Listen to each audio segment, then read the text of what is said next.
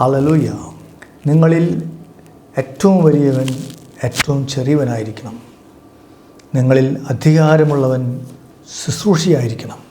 വിശുദ്ധ ലൂക്കായുടെ സുവിശേഷം 22-ാമത്തെ അധ്യായം 26-ാമത്തെ വാക്യം.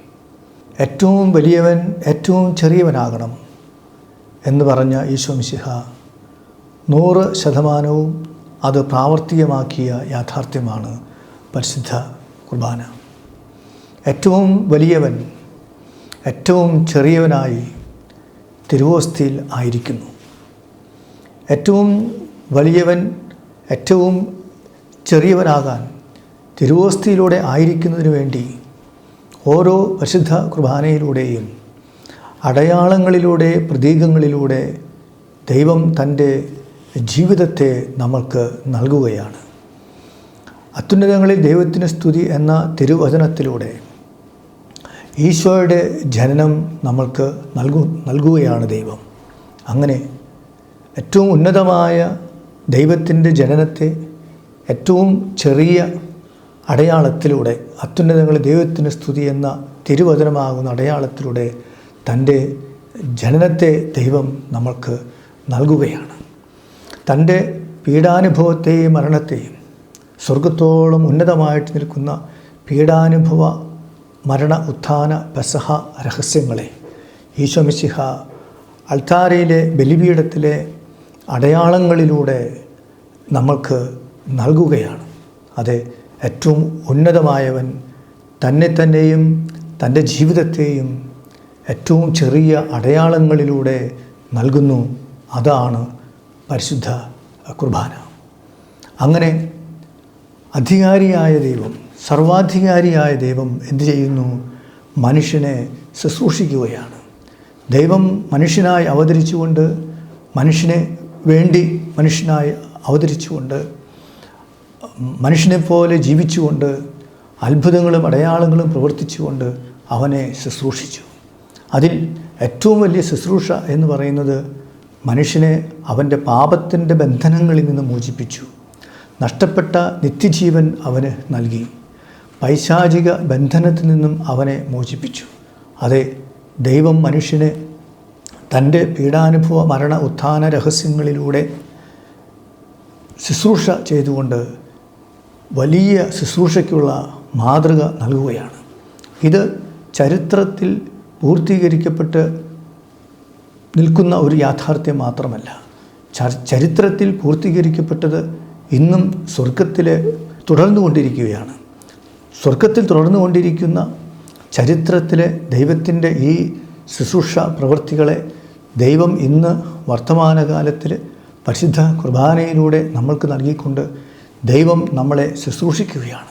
എന്ന് പറഞ്ഞാൽ ദൈവത്തിൻ്റെ പരിശുദ്ധ പരമ ദിവ്യ കാരുണ്യ ശുശ്രൂഷയാണ് പരിശുദ്ധ കുർബാന.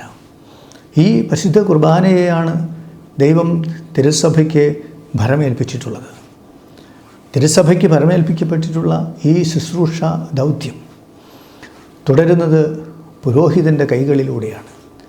ശുശ്രൂഷ പൗരോഹിത്യത്തിൽ പങ്കുപറ്റുന്ന ഓരോ വൈദികനും, രാജകീയ പൗരോഹിത്യത്തിൽ പങ്കുകൊള്ളുന്ന ഓരോ വിശ്വാസിയോട് ചേർന്നുകൊണ്ട് ഇതാ ദൈവം അവനെ ഭരമേൽപ്പിച്ചിട്ടുള്ള ആ വലിയ ദൈവിക ശുശ്രൂഷ നിർവഹിക്കുകയാണ്. ഈശോ മനുഷ്യനായി അവതരിച്ച്, മനുഷ്യനെ ശുശ്രൂഷിച്ച്, ബലിയായി അർപ്പിച്ച് ആ ബലിയെ പിതാവായ ദൈവത്തിന് സമർപ്പിച്ചതുപോലെ ഇന്നും പുരോഹിതൻ തൻ്റെ കൈകളിലൂടെ മനുഷ്യർക്ക് വേണ്ടി മധ്യസ്ഥനായി നിന്നുകൊണ്ട് ഈശോ മിശിഹായുടെ ബലി പിതാവായ ദൈവത്തിന് സമർപ്പിക്കുന്ന വലിയ ശുശ്രൂഷയാണ് പരിശുദ്ധ കുർബാന എന്ന് പറയുന്നത്. എന്ന് പറഞ്ഞാൽ വൈദികൻ ജനങ്ങൾക്ക് ശുശ്രൂഷ ചെയ്യുന്നതല്ല പരിശുദ്ധ കുർബാന. പ്രഥമമായും ദൈവിക ശുശ്രൂഷയാണ് അവിടെ തുടരുന്നത്. ജനത്തിനു വേണ്ടി ദൈവിക ശുശ്രൂഷ നിർവഹിച്ചുകൊണ്ട് അത് അർപ്പിക്കുന്നത് ജനത്തിനല്ല, ജനത്തിനു വേണ്ടി പിതാവായ ദൈവത്തിനാണ് അർപ്പിക്കുന്നത്. അതുകൊണ്ട് ഈ ശുശ്രൂഷ നിർവഹണം എങ്ങനെ ജനങ്ങൾക്ക് അഭിമുഖമായിട്ട് നിന്നുകൊണ്ട് വൈദികൻ അർപ്പിക്കാനായിട്ട് സാധിക്കും? അത് ഒരു വൈരുദ്ധ്യമായിരിക്കും. ദൈവജനത്തിനു വേണ്ടി തിരുസഭയ്ക്ക് ഭരമേൽപ്പിക്കപ്പെട്ടിട്ടുള്ള ദൈവത്തിൻ്റെ ശുശ്രൂഷയെ പുരോഹിതൻ ഈശോയുടെ സാന്നിധ്യത്തിൽ നിന്നുകൊണ്ട് അർപ്പിക്കുന്നത് പിതാവായ ദൈവത്തിനാണ്. സ്വർഗത്തിലേക്ക് നോക്കിക്കൊണ്ട് സ്വർഗത്തിൽ തുടരുന്ന ആ നിത്യ ആരാധനയോട് ചേർന്ന്, സ്വർഗത്തിൽ തുടരുന്ന ആ നിത്യ ശുശ്രൂഷയോട് ചേർന്ന് ഈ ശുശ്രൂഷയെയും പങ്കുവയ്ക്കുകയാണ്. ഇത്രയും മനോഹരവും സുന്ദരവും ഉന്നതവുമായ പൗരോഹിത്യ ശുശ്രൂഷയെ അതിൻ്റെ അർത്ഥത്തിലും ആഴത്തിലും മനസ്സിലാക്കാൻ ദൈവജനത്തിനും പുരോഹിതർക്കും സാധിക്കണം.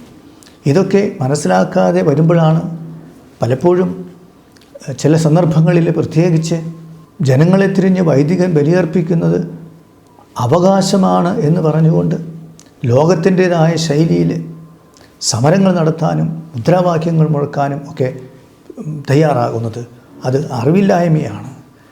തെറ്റിതിരുത്തിക്കൊണ്ട് പരിശുദ്ധ കുർബാന പിതാവായ ദൈവത്തിന് വൈദികൻ്റെ കൈകളിലൂടെ ലോകരക്ഷയ്ക്ക് വേണ്ടി സമർപ്പിക്കുവാൻ വേണ്ടി ഭരമേൽപ്പിച്ചിട്ടുള്ള ശുശ്രൂഷയാണെന്ന് മനസ്സിലാക്കിക്കൊണ്ട് പുരോഹിതൻ ദൈവജനത്തിന് നേതൃത്വം നൽകിക്കൊണ്ട് പിതാവായ ദൈവത്തിന് ശുശ്രൂഷ ചെയ്യുന്ന ഒരു സമൂഹമായി തിരുസഭ സമൂഹം തീരട്ടെ. അതിനുവേണ്ടി നമുക്ക് പ്രാർത്ഥിക്കാം. ദൈവം നമ്മളെ അനുഗ്രഹിക്കട്ടെ. ഈശോ മിശിഹായ്ക്ക് സ്തുതിയായിരിക്കട്ടെ. ഹല്ലേലൂയ. ആമേൻ.